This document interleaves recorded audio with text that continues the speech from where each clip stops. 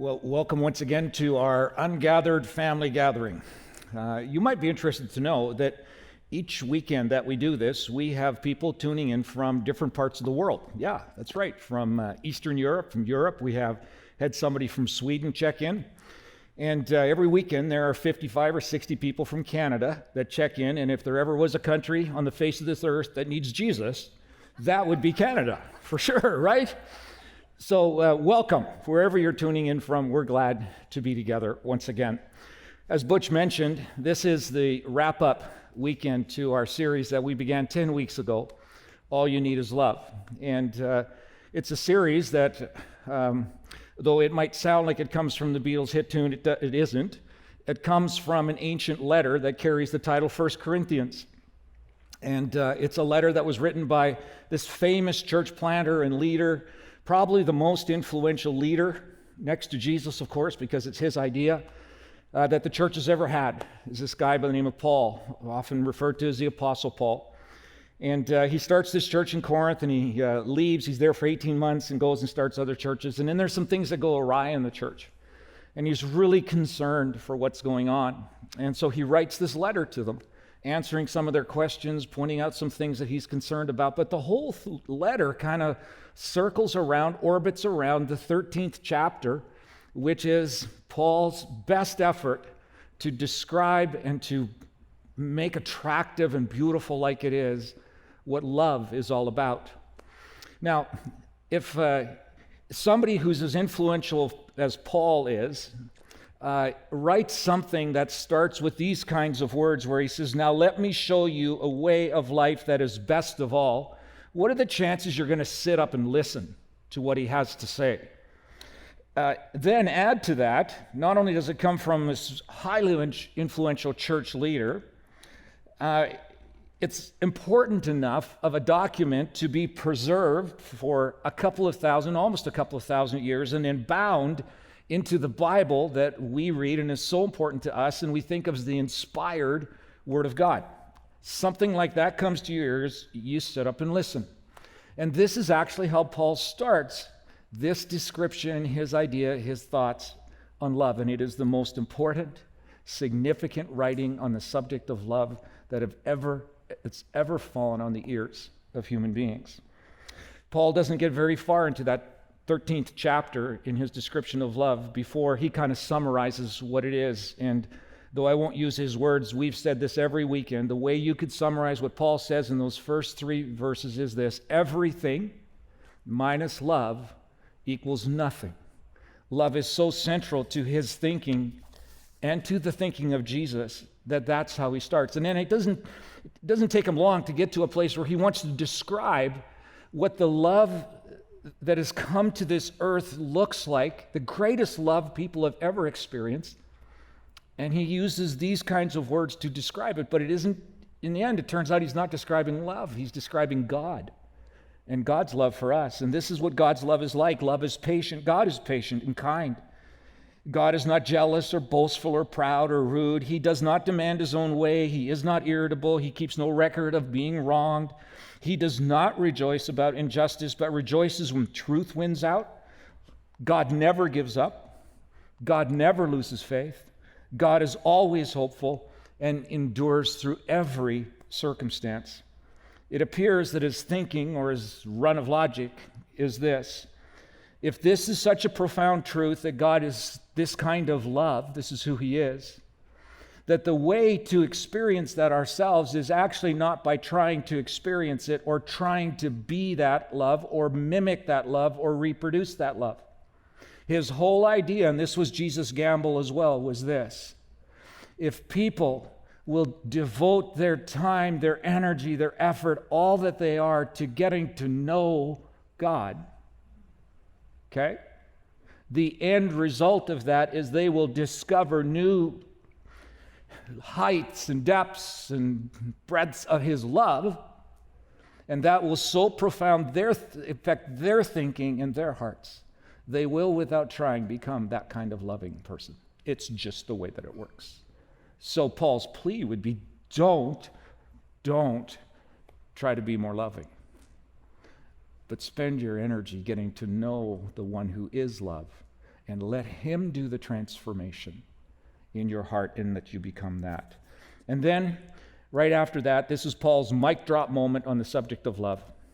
These simple words he gives us are these words. 1 Corinthians 13:8 says, love never fails. There you have it. Love is going to be around forever. It'll never prove to be less than what it is. It'll never cease. It will never be destroyed. It will never be marginalized. It will never disappoint. It will always and only be here for us forever. It will never fail. Well, if that was the only statement that Paul had ever made about love, that alone would put it in a category different than any kind of love. It would be separate from and unique and just different than any kind of love. It would remove itself from the category of love of stuff, because stuff rusts and stuff fails and stuff gets lost and stuff breaks, and it never gets broken and it never satisfies like it promises to do. That kind of love fails. It's a different kind of love than love between friends. We've discovered that in the high-octane, high-opinion world of COVID-19, right? And that we've seen friendships disappear and be damaged because of some of the pressures and opinions that have happened. It's different than family love. We can all think of fractured families where family members avoid each other, and when they are together, there's just tension in the air. Some of us have those kinds of families. I was thinking a few years ago, it's almost an unbelievable story, but a friend of mine was in the hospital recovering from some ailment, and beside him was an elderly gentleman that passed away while he was there. And this person who passed away, his adult son and daughter were right there with him. And as he passed, and the doctor came in to pronounce that he had died, doctor leaves, and as my friend tells the story, the adult son reached over to his just deceased dad and took the Rolex watch off of his wrist. At which adult sister steps in and going, "What are the blank are you doing?" And he said, "Dad wanted me to have that watch, and it's mine." Well, she had a different opinion, and it ended up being a shouting match. The medical staff had to come in and break it up. So, families fail sometimes, right? There isn't always warm and fuzzy love between siblings and in families. This is different than romantic love, which we might think is the highest kind of love. Again and again, we could tell stories from our own experiences, and some of them would be deeply hurtful, of marriages that have not lasted, that didn't turn out, that started out great, and something happened along the way, and they failed. That once were oozing with love, now just aren't that. Or we could tell a story of our parents, that someplace as we were younger in our teens or wherever, their marriage failed, and we live with kind of the scars of that going on. So yeah, romantic love fails. So this is a different kind of love that never fails. What kind of love never fails, right? Well, apparently there is one, and this is what it is, but it's deep kind of love. It's a big love. It's pervasive. It's harder. It's more costly. It's more challenging, but it is more pervasive when it gets hold of our hearts. It actually changes who we are, how we think. It's an amazing love, and this is the love of God, which is no surprise to us, and this is what Paul so much wants to communicate to his friends and wants us to understand as well, that it is a love that never fails. It's the kind of love that we can increasingly have as we increasingly get to know God, and it just won't fail. It can't fail. It just can't. However, right, there's always a however, we may not be all that convinced of this. And when we think about things that'll last forever and never fail, our experience with those other loves kind of inform the love of God, and we're just not so sure that it won't fail. Things happen to us, and we wonder why it would happen. We wonder about God's love. But the Bible would say, and truth proves out, it just doesn't fail. It gets confusing sometimes, but it never fails. I read this from a website called BuzzFeed. They asked their constituents and their people who follow them, what lasts forever? And they asked for feedback on what it would be. Here are some of the things that people are convinced will last forever. One person said, my George Foreman grill is going to last forever. I've had it like 11 years and the thing just keeps going. Another said, I have a kind of a love affair with my Adidas slide sandals, and I just can't let them go, and they're a little tattered, but they last forever. I'm sure they'll last forever too. Somebody got a set of Hinkle knives that they bought in 1996, and they're convinced those will last forever. Another person, I don't know how this happens, but he said, my Panasonic earphones are going to last forever. I've had them through the wash 10 times, and they still keep working. And then somebody else said this, and this might actually be true, that this will last forever. This person suggested that their mom's Tupperware set from 1970 is actually going to last forever, and some of us know that it will because we're still using decades-old Tupperware. The church that Paul is writing to also had a list of things that they thought would never fail and would never cease, and Paul points out for them what those are. This is what he says in verse 8 after he says, love never fails, but here's some things that won't last, though you think they will. This is what they are. But where there are prophecies, they will cease. Where there are tongues, they will be stilled. Where there is knowledge, it will pass away. So the three things that Paul tells this church in Corinth that they have on their never fail, won't cease list actually will cease and will stop at some point. It's prophecy, it's something called tongues, and it's knowledge. So if you're kind of new to the Christian faith or maybe new to the Bible, you may not know exactly what those are. And if you maybe are somewhat aware, you may not understand exactly what those are and how they work and why they would be significant to a group of Christians almost 2,000 years ago in the city of Corinth. Well, you have to understand where Paul's going with this letter. He has a broader context than just the immediate. He's trying to get them to look to the future, to a place called heaven, where one day those who have said yes to Jesus offer to forgive them. It's a choice they've made. You don't stumble into it. You're not born into it. It's a choice you make at some point where you have enough information, enough understanding, and enough compelling of the Holy Spirit where you kind of throw up the white flag of independent living from God and go, I'm not doing that anymore. I've made a mess of some things. I want to receive the forgiveness you bought for me on a cross on Calvary, Jesus. And I want you to cleanse me and free me and give me a new start, make me spiritually alive. But coupled with that, I want you to be the leader of my life forever. I don't want to just say yes to you and get to heaven.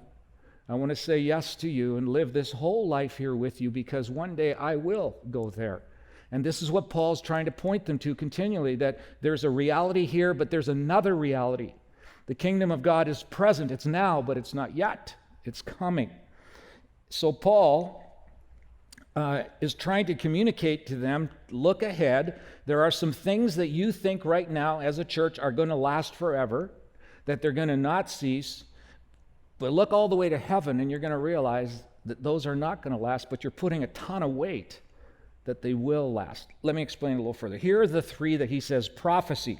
Why would that be a big deal to this church in Corinth? Well, first of all, prophecy is not what we often think it is, which is predicting the future. That's not what it is in a biblical context. What it is God revealing what he's about and what he's doing through a human being, a prophet, if you will. This was a big deal for the Corinthians because they had all kinds of gods and goddesses, from the Greek gods and the Roman gods and the Eastern gods, and all of them had prophets. Didn't always call them that, but they were people who spoke on behalf of those gods. But here was their message continually.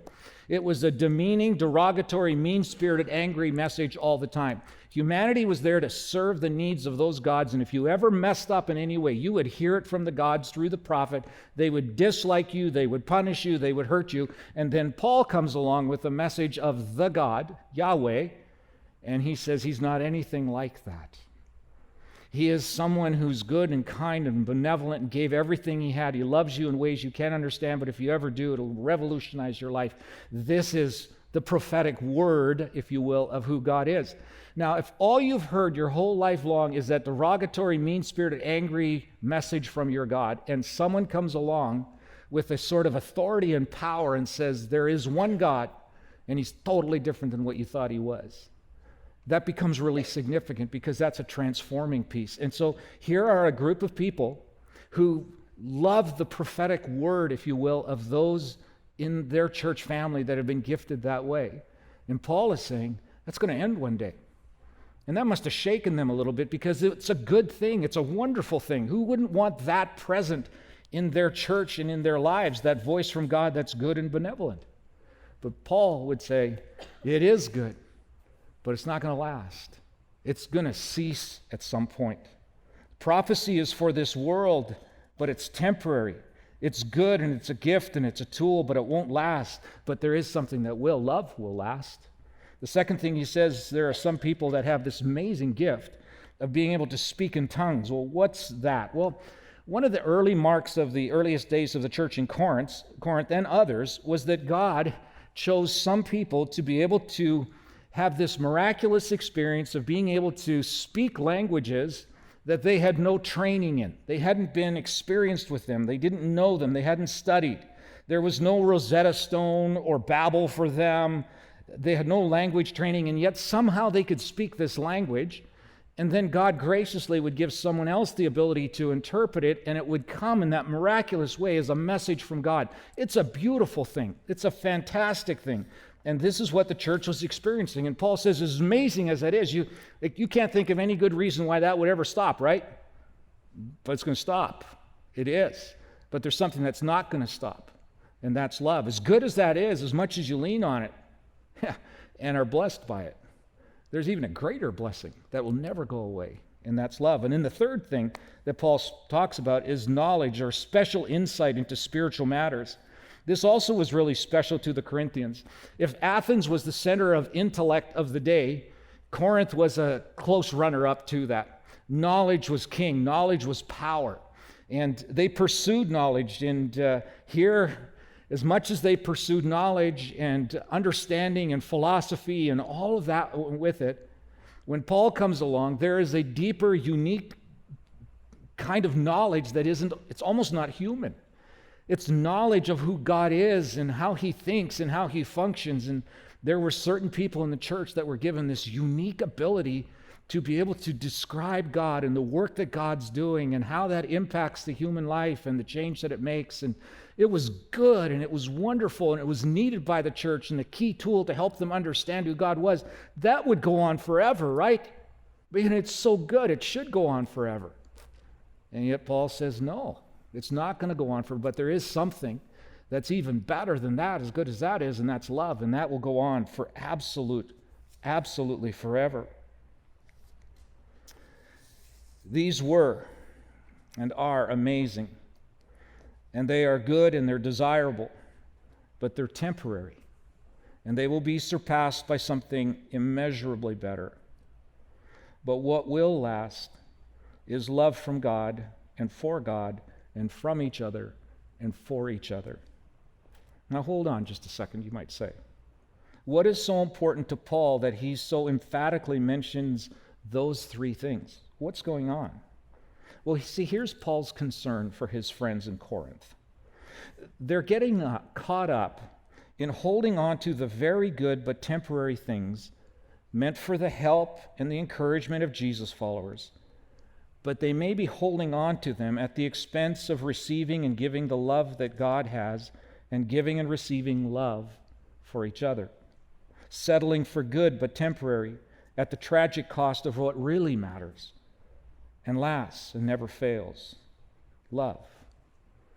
Do you, like me, ever find yourself kind of caught up in holding on to good things, and you discover sometimes after the fact that you've bypassed what really matters? Like insisting on being right at the expense of being kind, at the expense of being respectful of others. Holding on to meticulously the idea of keeping myself and my family safe, which is really good. It really is. But refusing or not seeing or not taking the risk of being engaged and compassionate of other people. Maybe something like wanting to do what is best for others and being certain you know exactly what is best for them, but never ever asking if that is what they need. It's a good thing to try to meet the need, but might it be better to love enough to ask and to discover and not just assume? So sometimes we do the good thing, but we're so caught up that we know what that is that we end up bypassing what really matters the most. It could be good things like reading the Bible. That's a good thing. Praying, giving time and money, wonderful religious practices and disciplines. But then actually not doing moment-to-moment life with Jesus, bringing him into the littlest things that we're involved and engaged in. We do the good, but we miss out on what really matters sometimes. Paul continues this theme because he goes on in verse 9 to tell us that there's a real danger in doing this and what we need to be careful about. He writes this in verse 9. He says, "Now our knowledge is partial and incomplete, and even the gift of prophecy reveals only part of the whole picture." What Paul appears to be saying here is that these are good but temporary things. Not only are they temporary, but they're not all they're cracked up to be, actually. They're incomplete and they're partial, and they don't fully explain why things are the way they are or turn out the way they turn out. A little over a year ago, I had lunch with a friend of mine who had just gone through the tragedy of losing his adult daughter and brand new grandchild in childbirth. Such a sad story. He himself at that point had battled cancer for 6 years, and it was kind of showing itself again. And so I said, I want to just take him for lunch. I want to encourage him, I want to pray with him, I want to see how he's doing. So off we went to P.F. Chang's, and as we sat down, we ordered up our meal, and the meal gets served, and I finally turned to him and I said, because I knew exactly what he was thinking, right? Because my knowledge is superior. I just know what people are thinking, right? You too sometimes? Yeah, right.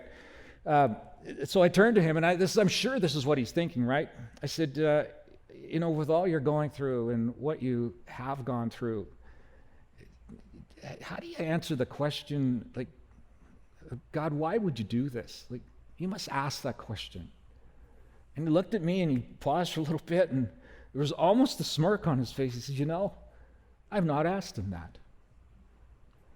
Talk about impartial knowledge, right? I really didn't know what he was thinking.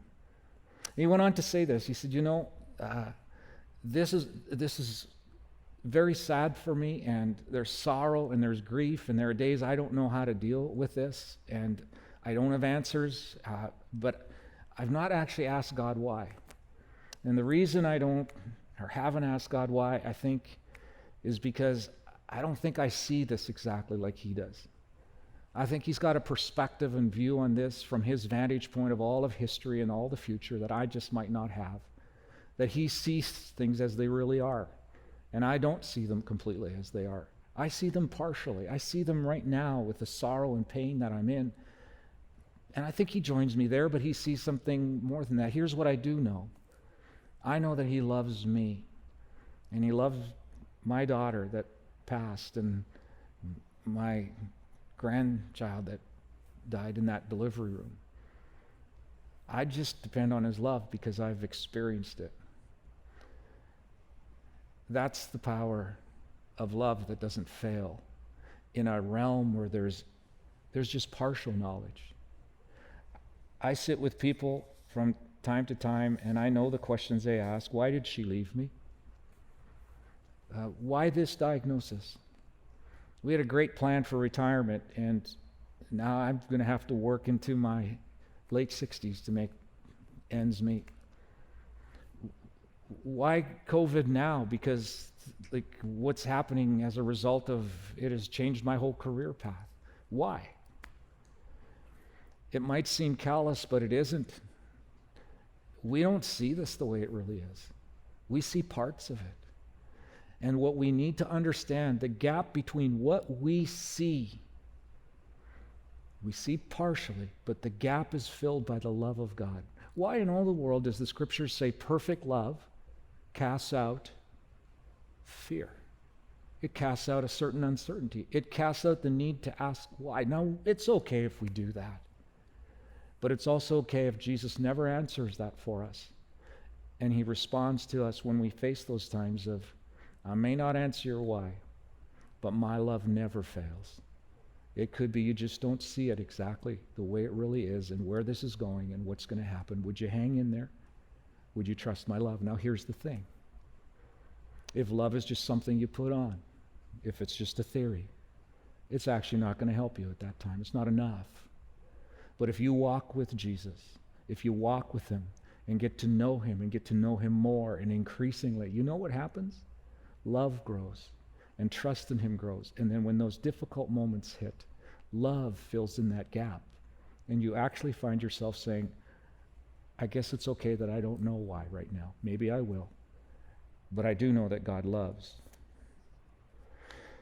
But Paul has some good news for us and for his friends. He says this, but in verse 10, but when the time of perfection comes, these partial things will become useless.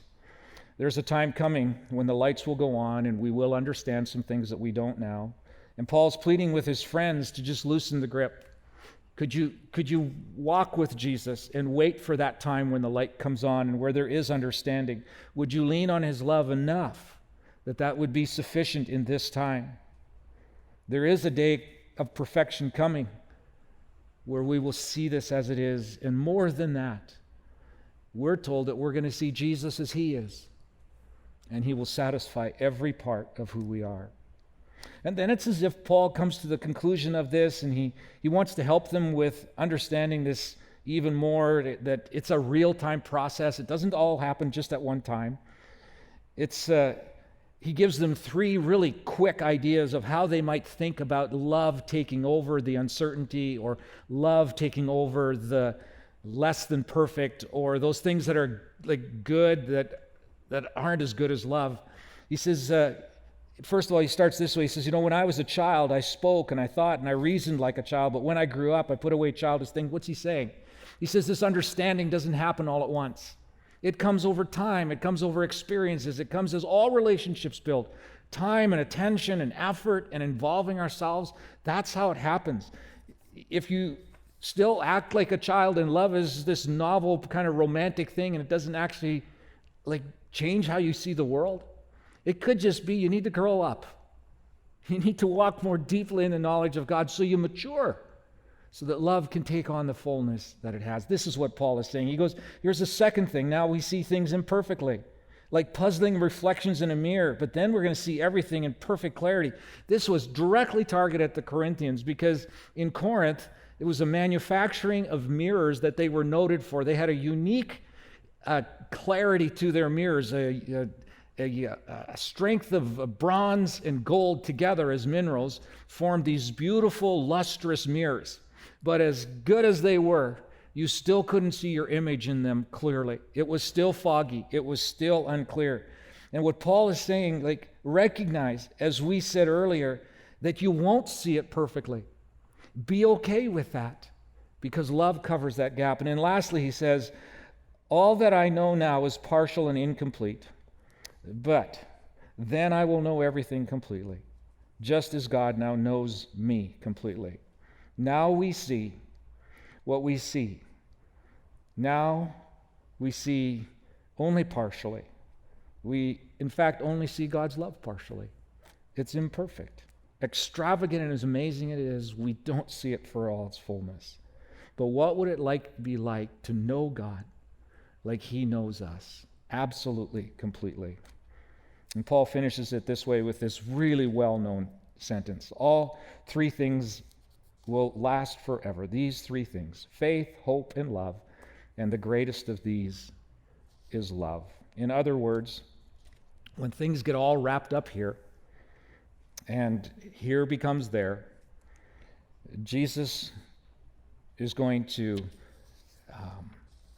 reveal himself in a way that which we hope for will actually become reality. And so it turns out the hope will be there, hope gets us there, but hope won't be needed because we're going to see exactly how it is. Faith is another thing that is so critical and important here, and it will be there, but faith will be fully realized. But here's the one thing that will go on and grow in intensity here and be fully realized there, and that's the love that God has for us. After speaking so clearly about the preeminence of love, Paul moves on to further instruction for his friends in Corinth, but not before he challenges them with this idea of love one more time. If you were to turn the page to chapter 14, verse 1, he says this, let love be your highest goal. Can I ask you what your highest goal is? Like you would say, okay, that's really what I want. I'm shooting for that. You know, if you're in your 20s, maybe late 20s, you're saying my highest goal is to find that spouse, a loving relationship, a loving marriage that I can grow old with her or him. That's my goal. Maybe it's I want to finish my college so I can get to my career and make a difference in the world that way. That's my highest goal. Maybe it's to get some notoriety and some influence in work and get a promotion and the big dollars and have influence there. Maybe it's to finally own a house, or maybe retirement is something your biggest goal is. But what if, Paul asked this great question, what if love was our highest goal? What if that was the case? What would that look like? How could it be realized? And again, over 10 weeks, if you would catch this one thing that Paul would say, love is not something that you pursue. You pursue God who is love. Make that your highest goal. What would that look like? Well, that would be your world circling around God. That would be being with him and getting to know him and building a deep friendship with him over the course of a lifetime. That's where love grows. And that would be our highest goal. It is immeasurable what would happen here in our friendships, in our relationships. You might say, well, I don't know that kind of love. I've not experienced God in that kind of way. Well, you could. It would mean if the desire is enough for you to kind of confess that you've lived without him, love will sweep into your life because Jesus will sweep into your life. If that's not been something you've done, you could do that right now. You could just breathe that out to God. God, I want to know your love. If that's preeminent and that's the goal, I want that. And you ask him for that.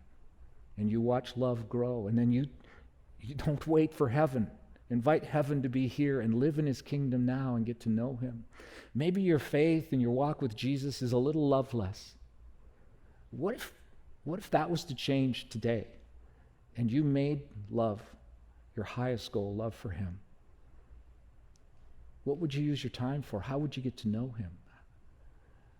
Well, that's what he invites us into, to be those kinds of people experiencing that kind of love from here all the way through to eternity where love will never end. This is a great offer. It is really the only offer we need. Will you accept it and live in it and delight in it? Jesus, you are the model, the expression. You are love itself. You long to have us know you and to experience and encounter and live in this love.